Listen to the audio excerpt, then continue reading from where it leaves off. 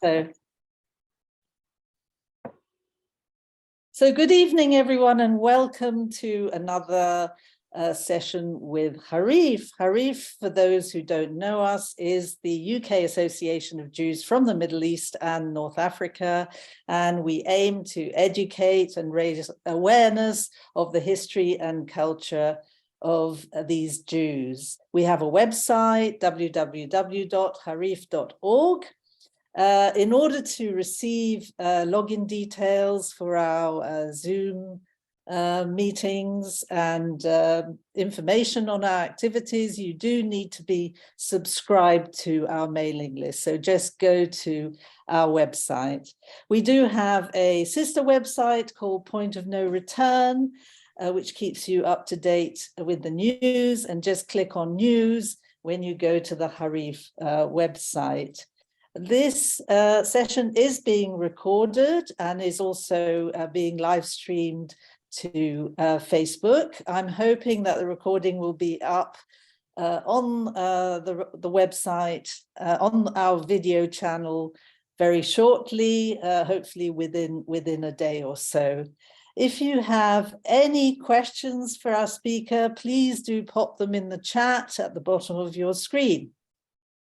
So, on to tonight's subject, which is the Radhanites, who are the merchants who plied the Silk Route through Central Asia and India, and are thought to have founded the community of Kaifeng in China. And who better to talk about this subject than Trudy Gold, who is an expert on so many aspects of history. You know, I couldn't have come to a more appropriate person. So I'm absolutely delighted to welcome Trudy tonight, and I'm also very privileged to have her here. She lectures on all aspects of history for Lockdown University, and was the CEO of the London Jewish Cultural Centre. She has taught modern Jewish history at schools, universities, and to adult groups. And she has run seminars on Holocaust education in the UK, Eastern Europe, and even China. So without further ado, I'd like to hand over to you, Trudy, for Radhanites and Jews of China. Thank you very much for joining us. Thank you, Lynn, for that incredible welcome. And Lawrence, if I could see, please, the first slide. Yep, I was giving you the spotlight first. Thank you. For me, one of the most fascinating aspects of Jewish history is how was it that these people who were exiled over 2,000 years ago, spread throughout the known world, managed to survive as a people. And obviously, one of the ways they did survive was to kind of spread into the niche that was outside the subscribed notion of Christianity or Islam, particularly Christianity, because in the Christian world, Jews were not, every guild was a Christian guild. So Jews couldn't fit into the normal economy. They couldn't be carpenters, they couldn't be stonemasons. And one of the most important trades that Jews were involved in was either money lending and merchanting. And as far as the merchants are concerned, I don't think there's a more exciting group than the Radhanites. Now, who were the Radhanites? Well, where did they come from? The word Radah, one who knows the way, it's a Persian word. That's one example. That there are others who think that it comes from from the Rhone Valley. Nobody really knows where the Radhanites originated. So one suggestion is the Rhone Valley. Others suggest Persian origin because the word is a Persian word. Another notion, it's that they might have originated from the region of Radhan, which is in modern day southern Iraq. So it's an obscure origin, But what we do know is that they become one of the most important groups of merchants that really the world has ever known. And can we have a look at the trade routes, please, Lawrence? Now, this is the trade routes around c. 870 of the Common Era. Now, by this time, the known world is more or less split religiously into the world of Islam and the world of Christianity. And that's certainly dealing with Europe and the Middle East. If you think about it, Christianity spreads all the way through Western and Eastern Europe. The last country to be Christianized, of course, was, can we go back to the trade route? Sorry, yeah, no, I was letting someone in and press the. Oh, sorry. Click on the screen, click that, sorry. No problem. The last kingdom in Eastern Europe to be Christianized was in fact Lithuania. The Russians adopt a kind of orthodoxy. And of course, the further east you go, you come into a completely different sort of religion. But the trade routes that the Jews are most concerned with are the world of Christianity and the world of Islam. If you think about it, beginning in 622, the followers of Mohammed sweep out of the Hejaz, and within 100 years, they create one of the largest empires the world has ever known. And what these merchants do, and because they're Jewish, that makes it so much easier, because there are Jewish communities en route on all the trade routes, sometimes established by the Radhanites, other times they are trade routes that led to the creation of communities. Sometimes they create them, sometimes they are existing communities. And if you have a look at the routes, one route from France, do you see, if you look at France, south to Spain, across the Mediterranean, into Morocco, camel train the whole of North Africa, into the Middle East, through Baghdad, Basra, across India, you see, terminating in China, Al-Sin. Now, what sort of goods would they trade in? Think about the West. Think about the courts of the West. We know that Julius Caesar astounded Rome when he wore a silk toga. Where do you think that toga came from? China. With China, they bring back the silks of China, they bring back the spices of India, camphor. Also, think of spices like cinnamon, musk. Another of the trade routes, of course, was to Constantinople and also through Basra. So there's all these different routes, and imagine just how dangerous it was. They would have been protected en route. They would have traveled in large camel trains with all their goods. And as I said, they could work such an incredibly long route because of the series of Jewish communities along their way. So it's known as the Silk Route. They act also as a cultural and social liaison between the worldwide Jewish communities. And these communities gave them unrivaled access to the goods of the East. Because if you think about it, with these communities, they had a common religion, they had a common culture, and at least they had one language in common, Hebrew. Don't forget that one of the secrets of Jewish success against the odds is, in fact, they were literate. So they also, through personal references, create a worldwide system of commercial credit, that the Radhanites would actually leave promissory notes from one community to another community. Now, how do we know about them? We know about them, first of all, through a man called Ibn Khaldebe, who was served the Caliph of Baghdad in the 9th century. The Caliph wanted to know about the world he had conquered. It's called the Book of the Roads of the Kingdom. And Ibn Khaldebe talks about the Radhanites. He says they are fluent in several languages, who journey from west to east to west, partly on land, partly by sea. And he himself describes the 4 trade routes they work on. And on the 4th route, it joins the Silk Route in Central Asia. Do you see how they all come together in Central Asia? He said they travel from west to east, east to west, by their land and sea.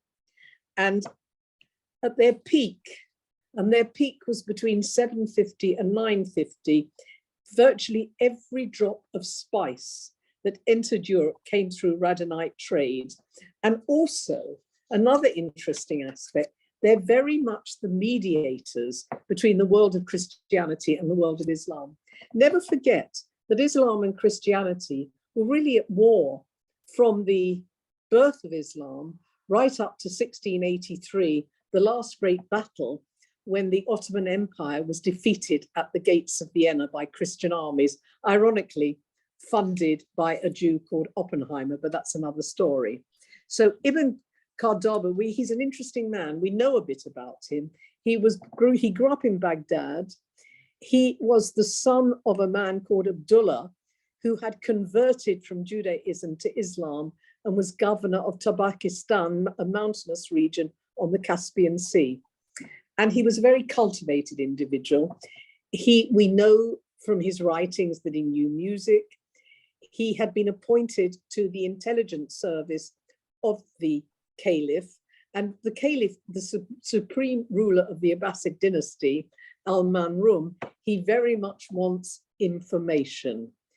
And Al-Manrum is a very interesting man. Can we see the next slide, please?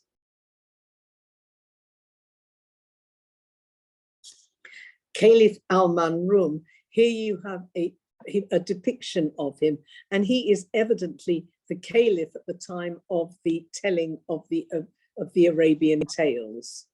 And when he wrote his Book of the Roads, it also includes descriptions of all sorts of people, that the cultures of the South Asiatic cults as far as Java. He talks about the Tang dynasty in China. He talks about Japan in his works. And he's one of the earliest to record the Viking raids. And you've got to remember what Christianity, the world of Christendom, was like at this stage. Think about England in 850. We know that London in the year 1000 had about 40,000 houses, mostly made of wood. The only stone buildings would have been church buildings. And not only that, the roads would have been muddy, there were no paved roads. So basically, this man is talking about a very sophisticated world. And he also talks about the Rus, who traded on the Black Sea and the Caspian, transporting their wares by camel as far as Baghdad. So this is a completely different take on medieval history. We also know that the Radhanites exported sable and furs that they would have picked up in Eastern Europe and in Russia, all sorts of leather, swords, which the people of the East admired. So the swords would be taken from the West to the East. And of course, coming back, it's not just the luxuries that I've already described, it's things like exotic fruits. The furs, of course, those of you who are interested in court costume will think of some of the extraordinary costumes that you might see in costume museums, how medieval women had fur-lined capes, etc. But think also how important the spices were, and also healing ointments, musk extracted from deer's gland. And and of course, slaves. They also traded in slaves. And of course, there's the famous story of Isaac, who was a Radhanite merchant. He was an interpreter in a delegation sent by Charlemagne to the Abbasid Caliph Harun al-Rashid. Now, of course, Charlemagne, who becomes Holy Roman Emperor in the year 800 to protect the church. But important to remember, these secular rulers still had contact, even though the world of Christianity and Islam are completely opposed to one another. Nevertheless, secular rulers trade. And there's when the delegation arrives, the Caliph makes a huge festive reception and offers Charlemagne a rare present. And that present is in fact a white elephant. And the interpreter, the Jewish interpreter, Isaac, was instructed to care for it. And when they arrived at Charles V's palace in Aachen, thousands came to see the elephant eating from Isaac's hand. That was another very Jewish profession, that many of the courts employed Jews, not just as translators and also as scribes, but also sometimes as diplomats. So many of them go on diplomatic relations where they would tie up with the Radhanites. They bought, on the negative side, today we would say they traded a lot in slaves from the Slavic regions. There was a huge demand for white-skinned, blonde-haired women, particularly for the caliphs of Cordoba. So they create, these women are trained to sing, to dance. They're given a certain amount of education in order to amuse the Sultan in his harem. And another person that gave us a lot of information about China and about the period is Benjamin of Tudela. Can we have a look at the next slide, please? Here you see Benjamin of Tudela. He is an incredibly interesting man, a Jew. His dates are 1130 to 1163. He was born in Tudela in Castile. We know that he visited Europe. If you have a look at his travels. He visited Europe, he visited Asia and Africa, and his vivid descriptions, he predates Marco Polo by 100 years. So if you think about it, Muslim scholars, Jewish scholars are bringing back all this information.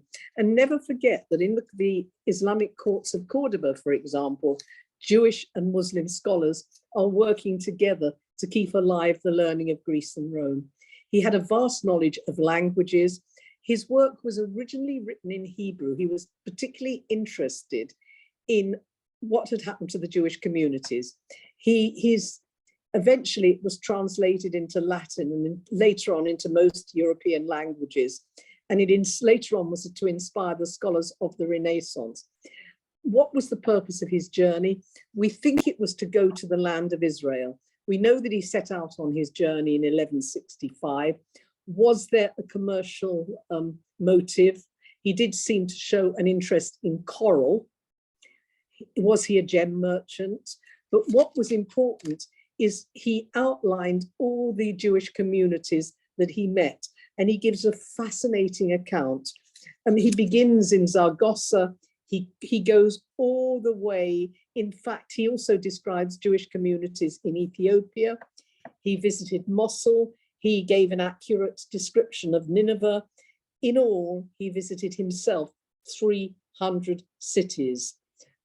He also talked about the al-Hashashim, the assassins, the hemp smokers, hashish, the assassins that came out of India. He gave a description, although he didn't get to China, he gave a description of China and of Tibet. So it's very important. He doesn't just describe, he mainly does it in the point of view of Jewish history, but he also describes the urban life of the Christians. And he very much dedicates it to the Caliph. And at that time, there was a very tight link in Cordoba between Judaism and Christianity. Now, the problem for the Radhanites, by the end of the 10th century, the routes become very unstable and unsafe, and the Silk routes largely collapse. Also, you have the rise of the Italian city-states like Venice, Genoa, Pisa, with their mercantile ability. But however, the Jewish communities in Central Asia along the old Silk route continues to flourish. Why did they begin to collapse? Because you need to think about the First Crusade, 1095, 1096, and the constant warring between Islam and Christianity, the rise of the Mongols. It led to huge instability in these trade routes. Now, what we also heard from Benjamin of Tudela, that he writes of Samarkand in today's Uzbekistan, describing a community of 50,000 Jews, amongst them rich and wise men. And that had been one of the most important spots on the trade route. So, but also the declaration of state Shiism in Iran in 1501. So Jews living in Sunni Central Asia lost much of their contact with Jews in the West. And the religious pluralism of the Silk Route comes to an end. Iranians and Turks adopted Islam, Christianity, Zoroastrianism, all other religions disappear in Central Asia. Only Judaism survived the almost complete process of Islamization. That is fascinating if you think about it. Islam was a brilliantly proselytizing religion, as was Christianity. Judaism manages to survive them both. So the other problem, of course, was the fall of Khazaria. Khazaria was that, should we just have a look at the map of Khazaria? Khazaria. Now, do you see that huge empire? It was meant to be of Turkic origin. It was a conglomeration. These are the wild steppes of Russia. Now, after 630, an embryonic state begins to form. And it seems that that state adopts Judaism. Either the whole state adopts Judaism or the rulers adopt Judaism. So it's a fascinating story. And we know that it was part of the Radhanites' trade route. At the peak of the Khazar Empire, it had a huge fiscal administration, a large standing army. It exacted tribute from 25 to 30 different tribes and lands. It estimated that about 28 ethnic groups lived under Khazaria, the white Khazars, the blue Khazars, and the economy is based on import-export of foreign wares delivered from taxing the caravans that transited. And of course, many of them were Radhanites. Now, the question is, we will never know whether it was just the ruling class that adopted Judaism or whether it was the whole of the population. What we do know, that when Arthur Koestler wrote The 13th Tribe, he also tried to prove that Polish Jewry was descended from Khazars. The kingdom fell apart in the 10th century and 9th century. It's very, very unlikely. It's far more likely that Polish and Lithuanian Jewry, remember, Ashkenazi Jewry comes from the Hebrew word Ashkenaz, which means Germany. It's far more likely they came from the German lands. Why? Because of language. They adopted a kind of Middle German. Yiddish is a kind of Middle German written in Hebrew letters. So, but it's a fascinating book, Arthur Koestler's The 13th Tribe. However, we do know that rabbinic students from Khazaria did study in Spain. Abraham ibn Daud of Toledo, in his book of traditions, writes about it. And this is what he writes. You'll find the communities of Israel spread abroad, where live Khazar peoples who have become proselytes. The Khazar king Joseph sent a letter to Hisdai ibn Shiput and informed him that he and all his people followed the rabbinic faith. We have seen descendants in Toledo and told us that the remnant of them is of rabbinic belief. It's a fascinating story. Unfortunately, there's not much archaeological evidence. It's a very emotionally charged topic, and it's the consensus. The majority of historians believe that between 740 and 960, it was the elite who converted to Judaism. There is a story that all the religions sort of put their wares forward, and they chose Judaism as the most sensible religion. But what about China? Can we move on, please?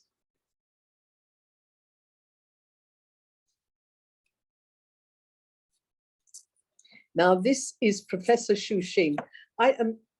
Lynn pointed out that I've taught in China.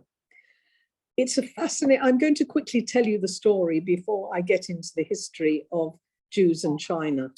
What happened was, in the late 1990s, the expat community in Shanghai decided that they wanted to commemorate Yom HaShoah. They borrowed exhibits from the Sydney Museum, but they didn't have an educator. And the the request fell on my desk, and I had a colleague, Jerry Gotel, who was running our overseas department. And I said to him, he was a bit of an adventurer, and I said to him, do you fancy going to Shanghai? He was a Holocaust historian, to talk about the Holocaust in Shanghai. And he said, yes, provided you provide us with study guides. So off he went, and it was extraordinary. About 1,000 Chinese a day came to the Holocaust Museum, and there he met Professor Xu Xin of Nanjing University. Professor Xu Xin, he'd been a Red Guard. He'd studied in America. He'd studied literature, and he became interested in the Jews because so many modern American writers were Jewish. And also, as professor at Nanjing University, Nanking, the Nanjing Massacre. When the Japanese occupied China, they perpetrated an appalling massacre in Nanjing, where up of 300,000 Chinese civilians were murdered by the Japanese. Now, in China, it was considered a shame, and it wasn't discussed. And tragically, there were about 20,000 rapes. Children were born. The women were married off. And later on, there was suicides, all sorts of terrible problems. But it was because it was considered a shame, nobody talked about it. And Xu Xin's first conversation with Jerry, I want to know how Jews dealt with the Holocaust. And he'd already begun to be interested in Jewish history. And he invited us out to China. And we were sitting on the task force. It's now called IRA. You might know of IRA, the IHRA. It's an organization that came together in the year 2000. 60 countries signed a declaration that we were going to teach about the Holocaust to combat anti-Semitism and other forms of prejudice. That was the dream. And we managed to do it under the auspices of IRA. So it meant that we would take some of the best educated lecturers in the world to China, from Yad Vashem, from the Washington Museum in America, from the Anne Frank in Holland, from the Wannsee Conference Education Center. So we would go to China, and we were going every year to teach the Chinese. And of course, we were fascinated. We also taught at the University of Xi'an. We taught in 12 different Chinese universities, and it was extraordinary. They were fascinated by every aspect of Jewish history and culture. It started out mainly about the Holocaust, but we found they were fascinated by the Jews. And I remember when it all started, we had a meeting with the Chinese ambassador in London, and he didn't understand anti-Semitism. He said, of course I don't understand it. And he said, what's not to like? You are a people that look after the family, you respect family values, you work hard, and your civilization is almost as old as ours. So it's fascinating that the Chinese really did not get anti-Semitism. On the contrary, their stereotype of the Jew is a positive stereotype, but any stereotype is dangerous. And I remember we were in the English language bookshop in Shanghai, and Jerry had taught himself Mandarin. It took him 9 years. It's a terribly difficult language. He wanted to address conferences, just the opening in Mandarin. And so he could speak to the bookshop manager, who pointed to the foreign language section. There was a picture of Einstein, and he said, Yotai, Jew. Yotai, clever people, Einstein, Yotai. So it's fascinating. They've taken on the, if you like, a stereotype that was a positive stereotype. Because I think many of the stereotypes of Jews, certainly in the Christian world, come from a theological hatred. And that, of course, is completely missing in China. Now, this is what Xu Xin, the professor, had to say in his book, Chinese Civilization and the Jews. As the biggest and the most important empire of the Orient, China has an uninterrupted history going back nearly 5,000 years. Its tremendous cultural influence is not due simply to the size of the population or to the extent of its territory, but to the remarkable continuity of Chinese civilization, in contrast to the Western cultural stream chronicles the rise and fall of successive nations that each in turn made contributions and then receded into comparative obscurity. Equally important, just as the Jewish cultural tradition has been of world historical significance in certain spheres, so the Chinese civilization has a strong impact on the development of world civilization. For centuries, the Chinese viewed themselves as the more culturally advanced than of their neighbors, an island of civilization in the midst of a sea of barbarians. That's Professor Xu Xin of Nanjing University. That's very important. That's how the Chinese see themselves. Make no bones, make no mistake. The Chinese see themselves as civilized. They see us as uncivilized. It's a fascinating, and there are certain subjects in China that one never discusses. I remember one evening I tried to discuss Tibet. I'd maybe drunk too much rice wine with a couple of Chinese professors, and they said, but Tibet is China, end of story. So it's a completely different society. So shall we go back? Can we have a look at the map, please, Lawrence? That map or the previous map, the trade route? No, go to the next one, please. No, you're going the other way, I think. Oh, right. Sorry. Is it go back to the map? I beg your pardon. Yeah, Xi'an, China. Oh, I hope I've got a map. Never mind. That's the description of, that's a description of Xi'an. It's a very, very beautiful city, by the way. Can we go on, please? Yes, that was what I was looking for, the Song dynasty. So during the Tang dynasty, beg your pardon, 1618 to 907, Europe still in the Dark Ages, China reached one of its peaks, both culturally and economically. And that is when Xi'an, which the Chinese called Chang'an, do you see it? The Song dynasty China, do you see? That's Chang'an, the royal center of the dynasty. It's the cultural capital of Eastern Asia. It was by far the largest city in the world. It was a very, very open society. Since the Han dynasty, it sent envoys to many countries, welcomed foreign visitors, either traders or diplomats, had frequent communication with the outside world. And during the expansion of the Tang dynasty, China reached the borders of Iran, also Turkish incursions into Central Asia. So there's a lot of throwing and sort of going from one place to the other. There were huge numbers of embassies in Xi'an, diplomats, missionaries, merchants, students. They brought with them foreign worship. The Chinese government tolerated foreigners. This is the point. And they were attracted, these people, quite often they stayed because they were attracted by China's incredibly rich culture, its prosperity, large Muslim presence during the Tang dynasty. It's an absolute melting pot. And all foreign settlers, including the Jews, were designated Chinese minorities. And the Chinese thought that they could enrich them. The Chinese didn't see these minorities at this stage as a threat. And during the 287 years of the Tang dynasty, you could argue that China was arguably the most civilized country in the world. And that's, of course, when the Radhanites were at their height, the Tang dynasty, 618 to 907. So it's during that period that we're pretty sure that's when the Jews first came to Xi'an.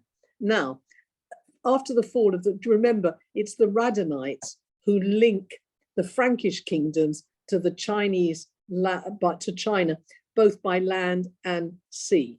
Now, the 10th century was a huge time of transition in Chinese history, and it was civil strife that led to the fall of the Tang dynasty. The country split into 5 separate states, and it wasn't for 50 years until China was finally reunited. It was reunited under the Song dynasty, officially in power from 960. There was an agricultural and a commercial revolution. It stabilized society. There was a huge revival of trade with other countries. and the emperors continued the open policy towards foreigners as they had with the Tang. And many foreigners, including Jewish traders and merchants, settled in the Chinese cities. There were inventions in shipbuilding, that in navigation meant that they could export goods by sea from the coast of Africa. You've got to remember that the West didn't travel by sea after the Vikings, because the sextant doesn't come into use until the 1450s. And don't forget that in the West, there was this belief in medieval Christian society that the world was flat, and that when you went to the edge of the equator, you fell into the pit of devils. And this is when countries like China were so much more in advance of the West. So the most important city of the Sung dynasty was its capital, Kaifeng. And Kaifeng is in Hainan province, and it's a few miles south of the Yellow River, and it's the second largest city in China. I don't know if you know today, but China has 5 cities with a population of over 20 million, including one of 40 million, and only 30% of China lives in cities. I remember when I met the Chinese ambassador, and you know, you really do keep quiet, and he was talking about the Jews and how important they were. And I said, but when you measure your margin of error of population, it's 14 million, which is about the world Jewish population. He said, it doesn't matter. You people interest me. Now, the point about Xi'an, there's a Grand Canal which provides the city with easy transport. So it is a very important trading center. Let's have a look at the description of Xi'an. This is from Qin Fuan, who is a poet of the Song dynasty. Kaifeng is surrounded by level land in all directions. It's a convergence of roads which connect it with the Chu River to the south and the Han River to the west and the Qi River to the east. Neither great mountain ranges nor big rivers isolate it from surrounding regions. In fact, its communications are aided. These waterways teem with boats, the bow of one touching the stem of another, whilst men, carts, and animals join the roads in endless flow from every corner of the country. So, and compounding the advantage of its location, the emperors who had their capital there rebuilt and enlarged the city to make it the jewel of his realm. It's the political and economic center. It had more than 1 million inhabitants. And remember when this period is, there are about 40,000 people living in London. So 1 million inhabitants and at least 6,500 ships. And Jews begin migrating from other parts of China to Kaifeng because Xi'an becomes a very sophisticated, highly centralized power, technically very advanced. It was a very polished society, deeply rooted in Confucianism. The civil service was several hundred years old, which selected officials on the basis of imperial examinations, and it became very well established. Poor boys could be educated. In fact, we know that some Jews actually entered that class. But so Jews originally, they first come to Xi'an as settler. They first come to Xi'an as traders, but they settle there. Now, when did they first settle here? Now we've got some conflicting sources. There are some who believe that the Jewish move to China started very early.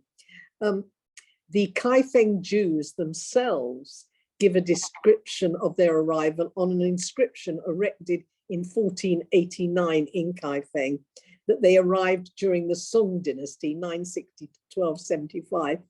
Another inscription, another is dated of 1512, states they were there in the Han dynasty.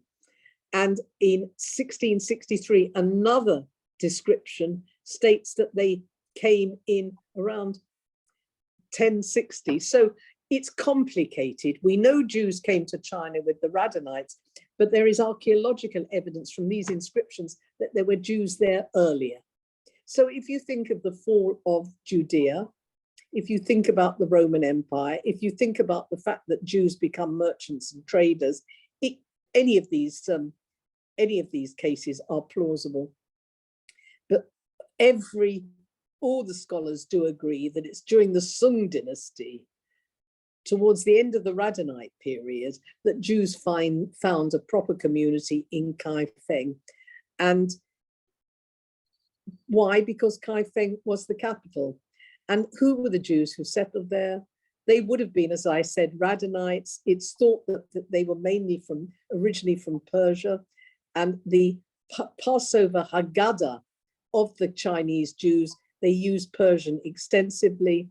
And there are similar scraps of Persian Judeo in Hebrew script. And also, this is also found in South India, Afghanistan, Central Asia, and also along the whole of the Silk Route.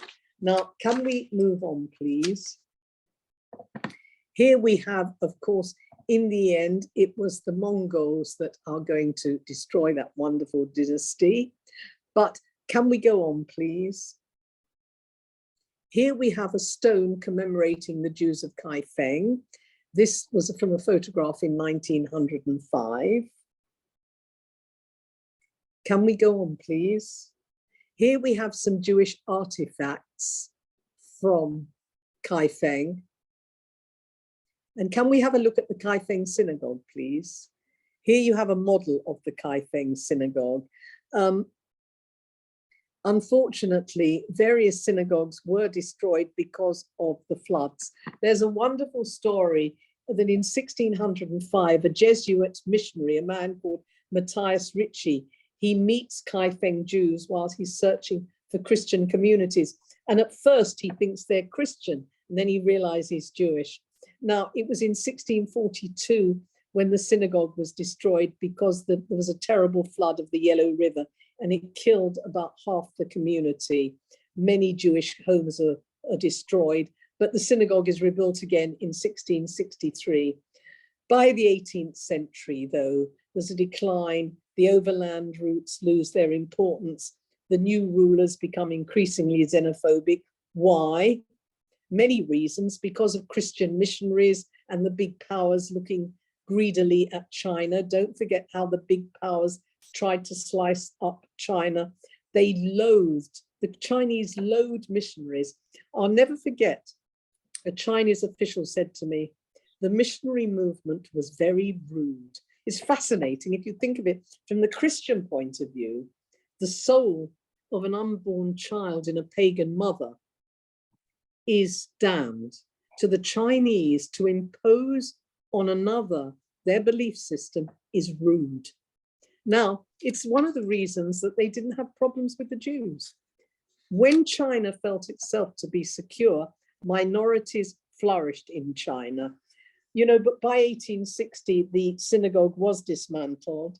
But in the year 2000, the Institute of Jewish Studies was established in China.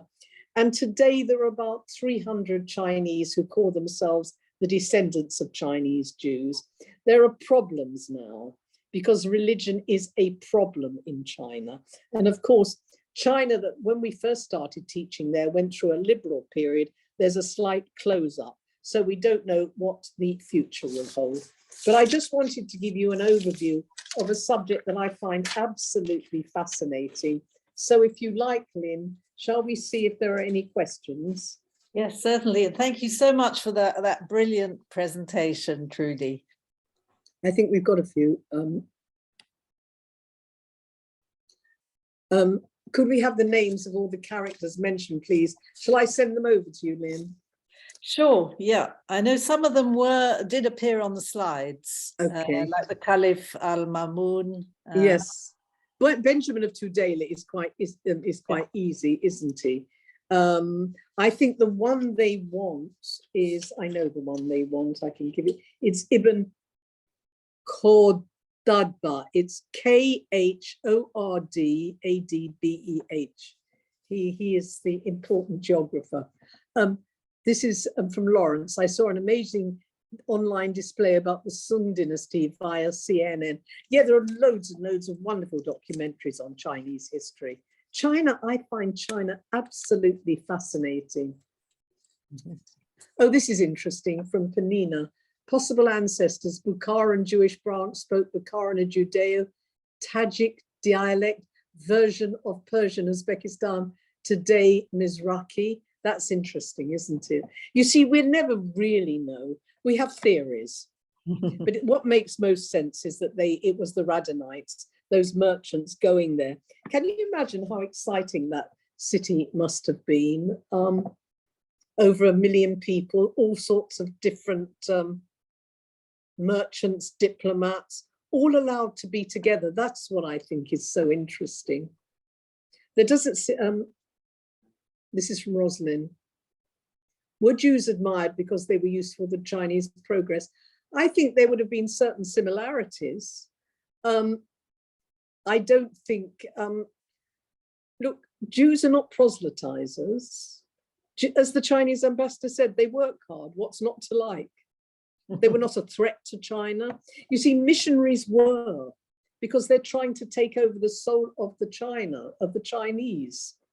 And I think that's, there's so much hostility. And don't forget the Boxer Rebellion.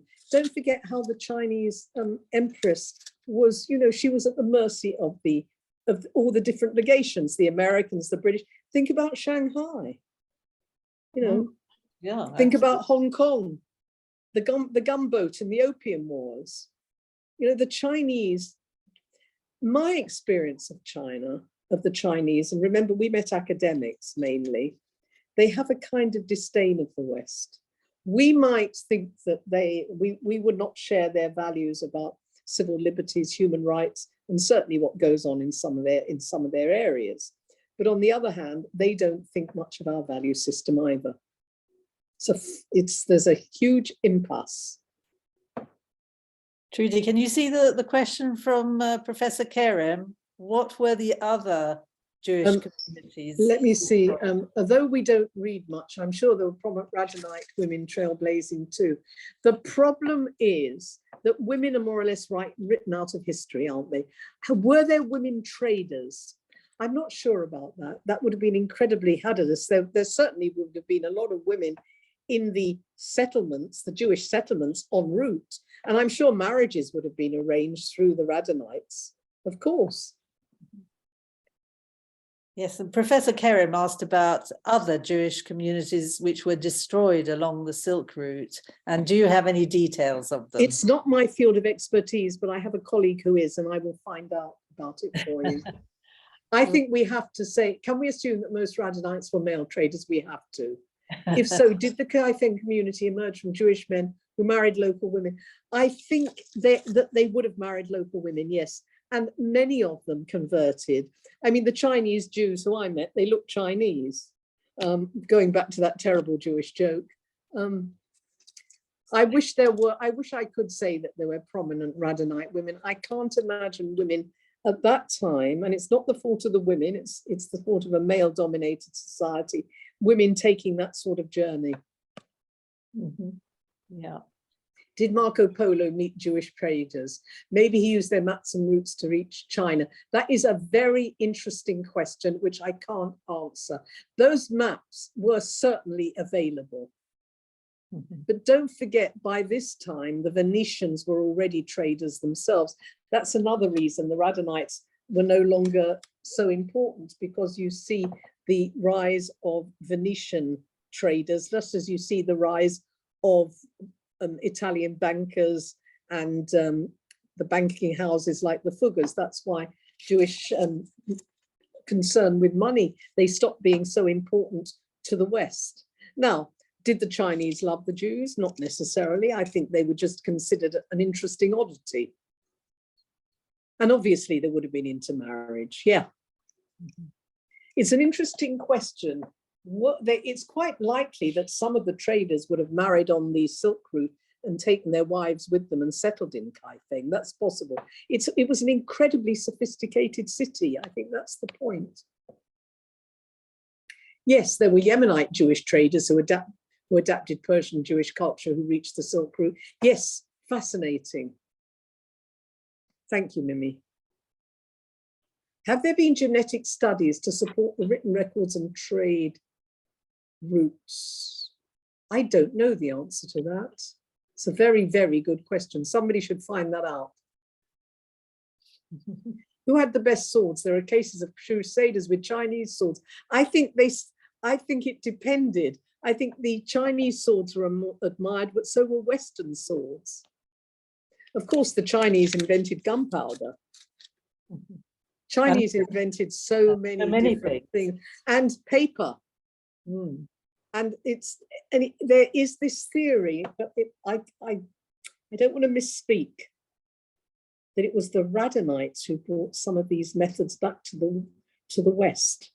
That's at the back of my brain, but I haven't checked that out. Maybe one of you could do so. Are there any other questions? Are there any other questions? This is your last chance. Yeah, of course, some Jews did come back to Judaism and moved to Israel and had to go through a proper conversion, I do believe. Yes, exactly. Yeah. Yeah, and then the Chinese got very upset about religion. You see, when we were in China, there is absolutely no problem teaching Jewish history. In fact, the Chinese are fascinated by it. Believe it or not, Jerry became an associate professor over there, and he had PhD students. He was teaching them aspects of Talmud. Seriously, Chinese undergrads and postgrads wanting to study the Talmud. They also wanted to study Moses Montefiore. There was one of his PhD students, his professor wanted them to understand Jewish philanthropy, because the Chinese diaspora, you know, there are more Chinese in London than there are Jews. The Chinese diaspora does not send money home to the mothership. And that's something else the Chinese are interested in. How do Jews relate to Israel? And there are other stories. There are a couple of fascinating, don't forget, Jews also went to Harbin from Manchuria at the time of the pogroms. And there was also that huge Jewish community in Shanghai. Yeah. In Shanghai, there was a Viennese Jew called Rosenfelder, who was a communist. He was actually released from a concentration camp through Foley. He made it to China. He was so angry at the way the Japanese were treating the Chinese. He joined the Chinese army, and he was in charge of the medicine for the whole of the Chinese army. And when the war was over, he said he was going to, he went home, and he said he wanted to be buried at home. And they thought he meant Vienna, but no, he wanted to be buried in Israel. And that was another fascinating. And there was Tugon Cohen. Tugon Cohen was he was an English and then Canadian Jew. And wasn't he the warlord to Shanghai Shek? And he was the protector of his wives. So there's a lot of strange stories about Jews in China. The Chinese find Jews fascinating. Yeah, absolutely. Yeah, I think there's a question from Lawrence Joffe. Can you see it about the characters that the Jews used to write? Just a minute. Yeah, is there evidence of Chinese written in Hebrew characters, equivalent of Judeo-Arabic, Yiddish, or Ladino? I don't think so. I'll check that out for you. And reacted to such an interest. I don't understand that, Lawrence. But anyway, it is an extraordinary story. And these Chinese professors, I mean, the professor in Shanghai. His field of study is Jewish-Christian relations. They studied all sorts of aspects of Jewish history. But they've gone way beyond the Holocaust. At first, it was difficult for them to understand that you couldn't really make parallels between Kaifeng, between the Nanjing massacre and the Holocaust, because the Nanjing massacre was in a very sort of circumscribed period of time. But whereas the Holocaust, of course, was a 4-year systematic murder.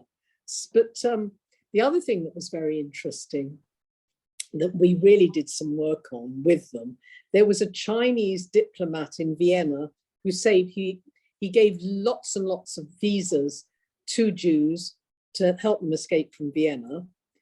There was Manly Hope. There was a Japanese in Kaunas called Sugihara, who saved Jews, allowed them to get through Japan, and the whole of the Mir Yeshiva finished up in Shanghai. And there was also a member of the Nazi party called John Raber, who saved Jews, who saved Chinese during the Nanjing massacre. So what we tried to do with the Chinese was to the Chinese students, was to sort of try and expand them in that way. They have horrific hatred of Japan. Yeah. Because the Japanese have never really apologized. Gosh. It's an extraordinary story. I think there's a couple more questions. Yeah. Yes, it has its own biblical stars. Yes, of course. Yes. Did any Jews escaping the Inquisition get to China? That is a fascinating question. I do not know the answer to it, but if you think about it, where they did flee and where they went, don't forget that particularly the conversos, many of them had stayed behind, and the wealthy ones developed trading empires, and a lot of Jews escaped on their vessels, didn't they? And we know that the representatives of the Dutch East India Company and the Dutch West India Company in India were Jews. It's quite possible, isn't it, if you think about it? It is quite. It would be a lot of very detailed research. Now, Gail is saying there's a book called The Rape of Nanjing. Yes, yes. That's right. And Yitzhak Kerian does say that there were Jews and New Christians and in Macau, certainly. Yes, yes. Who reached Macau. Yeah. Yeah. So that's effectively China, isn't it? Yeah. So that is a fascinating city, and of course it's the gambling center now. And in fact, one of the main casino owners was a man called Adelson, who's a Jew, and he's one of the main. He's dead now, but he was one of the main financiers behind Yad Vashem. So you've got all these incredible connections. Now I visited 12 times. I found China absolutely fascinating. But I must say that the more I went, the less I knew. And I never forget the first time my PA in one of the trips was actually a woman of color, black. And we were in China, and I had a survivor with me, Joanna Milan. Joanna, her story is a fascinating one because she was actually found wandering Theresienstadt when she was 3. So her story is the story of how she rediscovered her family. And the Chinese were fascinated by ancestors. And the reason we took Joanna, simply that she was the youngest and the most easy to travel. So going back to the woman with black skin, Joanna had red hair. And it was fascinating in Xi'an, where you don't get many Westerners. They were actually coming up and asking permission to touch Joanna's hair and to touch Abby's skin. And they weren't doing it they weren't being insulting. They've just never seen it before. It was absolutely. But we knew that there was the emergence of a Chinese middle class because, as I said, there was no foreigners, and yet they had department stores that were the rivals of stores like John Lewis. So you have a huge Chinese middle class now. And when I say a huge Chinese middle class, you're talking about perhaps 500 million. Think about China and population. Although it is going down, according to the news today. But it's the one China. It's probably not the middle class going down, though, then. No, maybe not. So there's a question about how did the Radhanites carry their goods? They used camel train, caravans, the great caravans. And of course, a lot of Jews were involved in trade in China. Of course, they were in the 19th and 20th centuries. Yeah. The Baghdadi Jews, of course. Yeah, of course, the Baghdadi Jews. There were Sephardi Jews in the main who were involved in trade with China. Sure, there's lots of stories there. A lot of the stories is going to take a lot of research, and a lot of the evidence isn't there anymore. The archaeological evidence, there's not enough of it. But the story we can put together is I think it's an incredible tale. And actually, to teach in China for someone who, unfortunately, my main field of study and Jerry's was Holocaust study, you have no idea what it's like to teach in a country where you don't think you're walking on graves, because we were also teaching a lot in Eastern Europe. So to go to China, where we felt absolutely, one thing was sure, it was there was an incredible thirst for knowledge about the Jews. They just found us fascinating. Perhaps the stereotype itself is dangerous. All Jews are clever, all Jews are rich, who knows? And so Ian wants to know where there are Chinese camel trains across the Gobi Desert. It depends what period. Certainly by the 11th century, China went inside itself and wrote, and don't forget the Great Wall of China. It was to keep everybody out, not so much to keep the Chinese in, to keep everyone out. Then the Mongols. Yes, nothing. But don't forget the Chinese were going by sea as well. They did, you see, there was a period in history when the world of Islam was far more advanced than the world of the West. There was a period in history when the world of China was far more advanced than the West or the East. So or Islam. So what can you say? Civilizations come and civilizations go. And the question for you, as my dear colleague, the late great Robert Wistrich would say, you're living through the decline of the West, get used to it. What is the next great empire to rise? Is it India or is it China? Good question. It is a good question. If we're living in the decline of the West, which many people do think. Well, that's a question for everyone to ponder on. That is an interesting question, isn't it? I don't think we'll have a lockdown lecture on it, though, somehow. No, I think, I mean, you don't want to shoot yourself, do you? No, No. but it is interesting how civilizations rise and fall. Absolutely. Well, thank you so much, Trudy. I think you've covered so much ground. It's been absolutely fascinating. A taster. It's just a taster. And I think from the number of compliments you've had in the chat, I think you can see that everyone's been fascinated. Thank you very much. Thank you so much.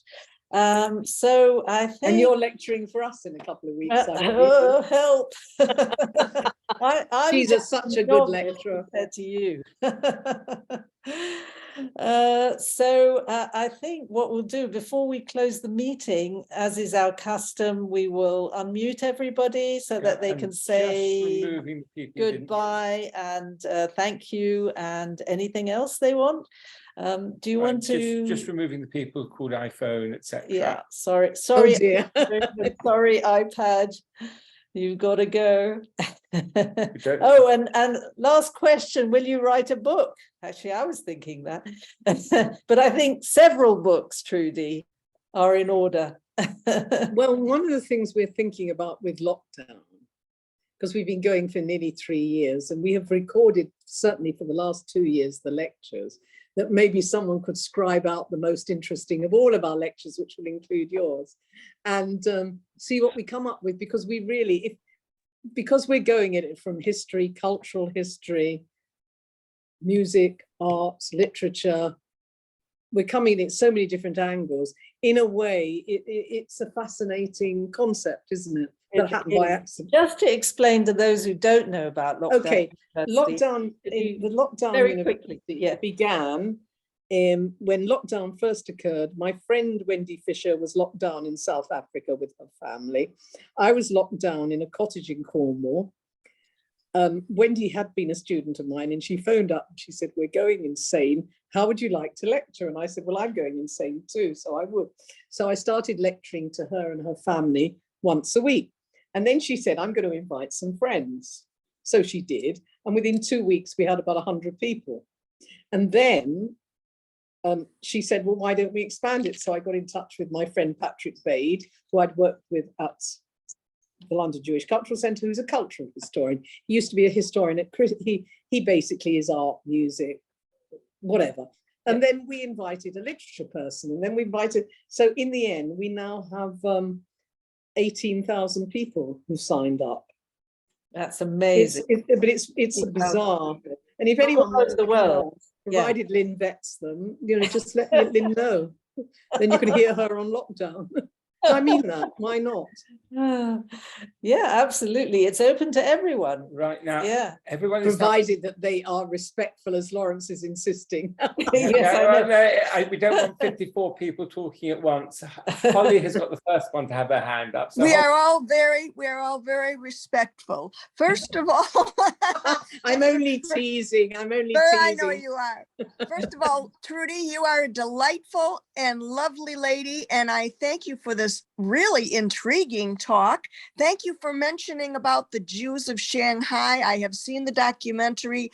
Illinois Holocaust Museum, which is in the Chicago, Illinois suburbs where I'm originally from, they had a big exhibit, and it's interesting because the survivors, meaning those who were little children at the time, they speak very fondly of being in Shanghai. Their parents were like, we're leaving civilized Vienna for this. Yes. We're going to get killed in China.